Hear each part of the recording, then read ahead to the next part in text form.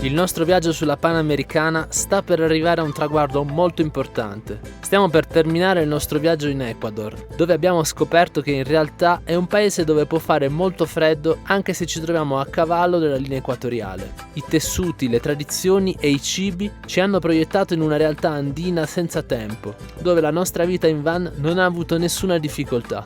Cosa ci mancherà di questo paese? Sicuramente la voglia di rimanere legati alle proprie tradizioni e alla lingua indigena, in un mondo che corre troppo velocemente. E poi i paesaggi andini, a più di 4000 metri, e le cascate dell'Amazzonia, per non parlare del prezzo del carburante quasi regalato e la qualità perfetta delle strade. L'Ecuador ci ha accolto a braccia aperte e umili senza mai farci sentire in pericolo.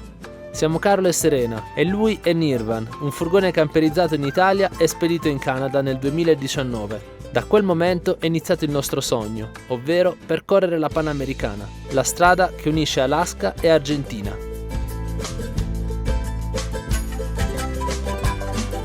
Oggi giornata di viaggio, stiamo tornando sulla Panamericana, quindi dall'altro lato, in mezzo alle due cordigliere, e quindi risaliamo di nuovo in cima. Prima di arrivare sulla strada abbiamo visto che si è liberato magicamente il cielo e c'è una vista del Chimborazo fantastica. Ecco infatti la montagna più alta del mondo dal centro della terra, e noi eravamo arrivati praticamente giusto all'inizio della neve con il nostro van, solo che c'era tantissima nebbia e quindi poi ha cominciato a nevicare e siamo tornati.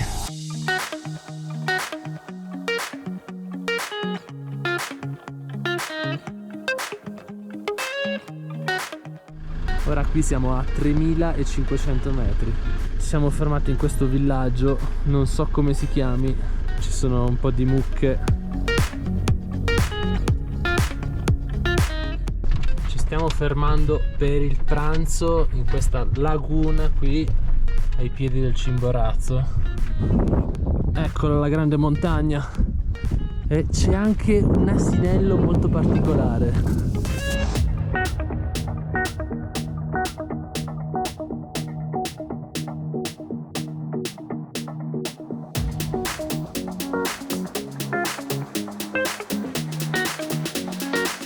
Per pranzo, dato che l'altro giorno abbiamo trovato un sacco di basilico buono, abbiamo deciso di fare il pesto.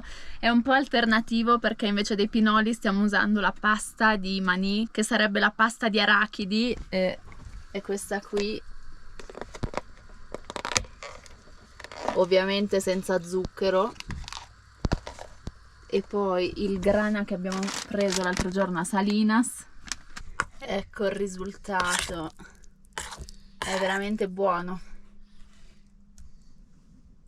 Yummy.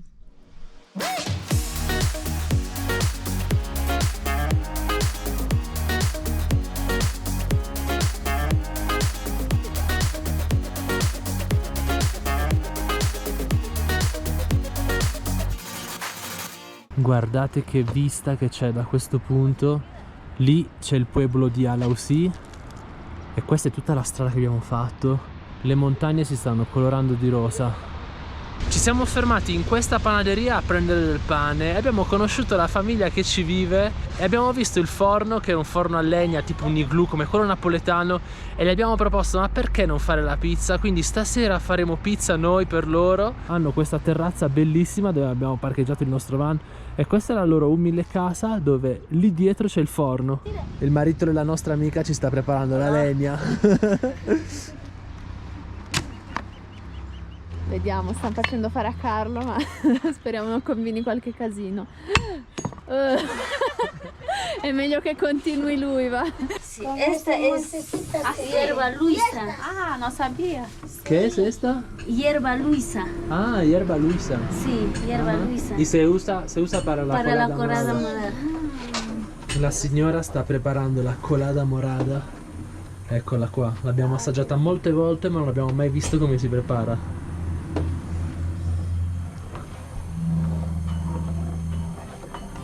¿Y esta la deja hervir hasta cuánto? Hasta que se pierda la espuma.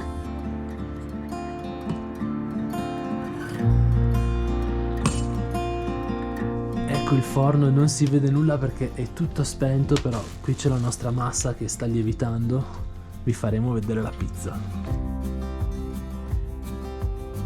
Abbiamo insegnato a questa famiglia a fare la pizza con il grano raccolto e macinato a pochi chilometri da queste montagne e 2 giorni dopo ci hanno scritto dicendoci che da quel momento vendevano anche la loro pizza.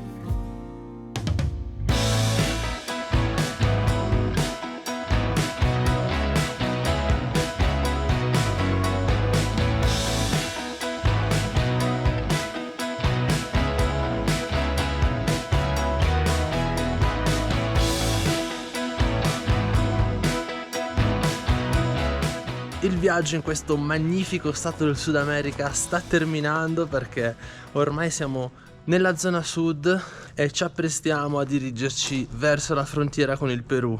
Ma non potevamo non passare da Cuenca, una città stupenda, coloniale, che adesso visiteremo, e grazie al nostro amico Massimo che ci sta ospitando nel parcheggio del suo ristorante, oggi siamo senza pesi sulle spalle. Infatti ci ha dato questo posto bellissimo per dormire, Nirvana è al sicuro, e tra l'altro ieri ci ha fatto provare la sua pizza che è buonissima. Lui ci segue da tanto e lo ringraziamo per averci dato questo spazio, e adesso andiamo a scoprire Cuenca perché è una bellissima giornata e quindi si va.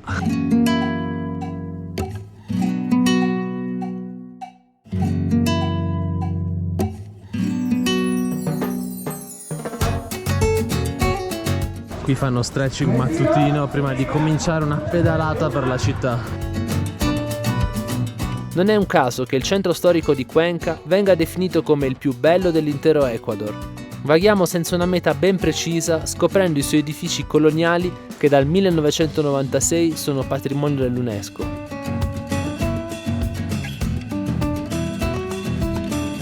Ci stiamo prendendo un po' di acqua di cocco. Ah, proprio acqua.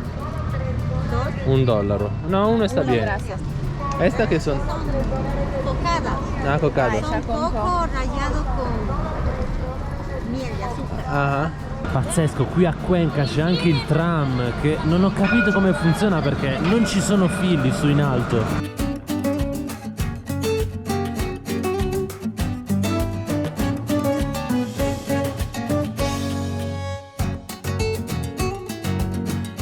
Quei balconcini sono un po' inquietanti, ci sono 2 manichini che si affacciano, pensavo fossero persone vere.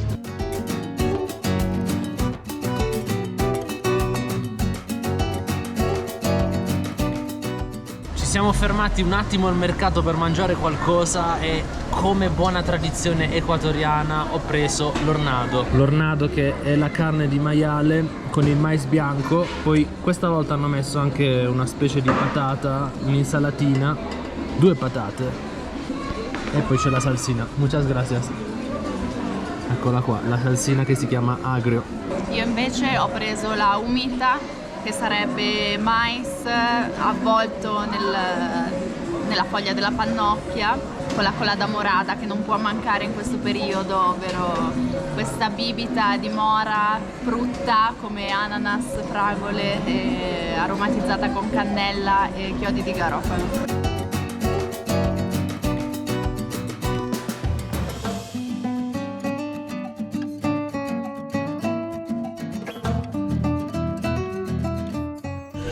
Qui la signora praticamente arrostisce il platano. ¿Eso come si chiama il platano asado? Sí, mi caballero. ¿Y tiene nome specifico? No. No. Plátano asado. Plátano asado. Maduro asado con queso. Muchas gracias.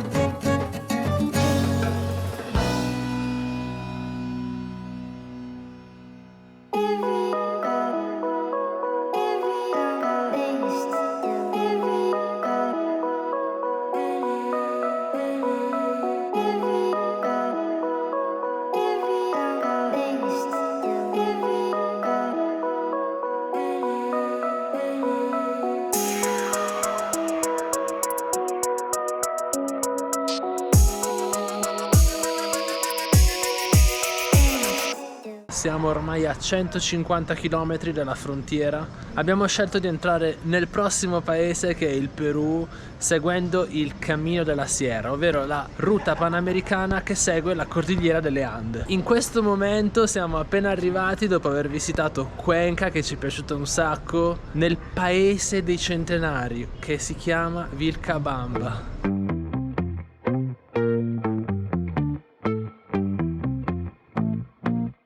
È un paese di centenari, qua dicono vivano persone che vivono appunto oltre i 100 anni e cercheremo di andare a vedere se è vero. Mi sembra un paesino molto carino, tranquillo, ci sono tanti stranieri, vedo che c'è un mercato, quindi adesso andiamo a curiosare come sempre, vediamo com'è.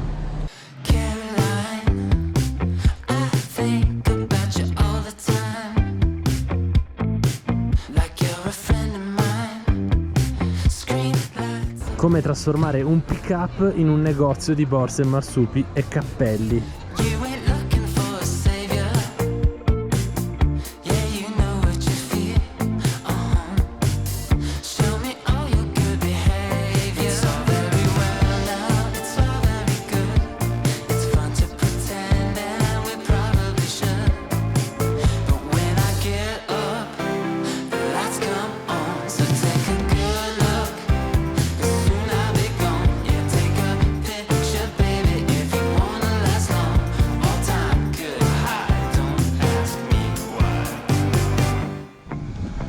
Questo paesino si visita veramente in 5 minuti perché sono 3 caie per 3 caie, quindi in pochissimo spazio. Abbiamo anche avuto la fortuna di trovare dei mercatini pieno di gente proveniente dall'estero che sicuramente è venuta ad abitare qui e che ha i suoi piccoli negozietti, il ristorantino, c'è un ristorante indiano, ovviamente le pizzerie. Poi ci sono tantissimi hippie. Ma la cosa più bella sono queste montagne che circondano questo piccolo villaggio. E con questo paesaggio ci sistemiamo per la nostra ultima notte in Ecuador. Ma in serata ci uniamo alla comunità per giocare a un gioco famoso anche in Italia. Stiamo anche giocando a bingo. Con il mais. Praticamente ogni semino di mais va sul numero e al centro c'è una faccina. Vinos y licores Vilcabamba. E qua c'è tutta la folla che sta aspettando i numeri. Ah, la signora ha vinto il premio. Il vino. Tutto è pronto per il grande giorno. Domani inizia il lungo cammino non asfaltato verso la frontiera di uno dei più importanti paesi del Sud America.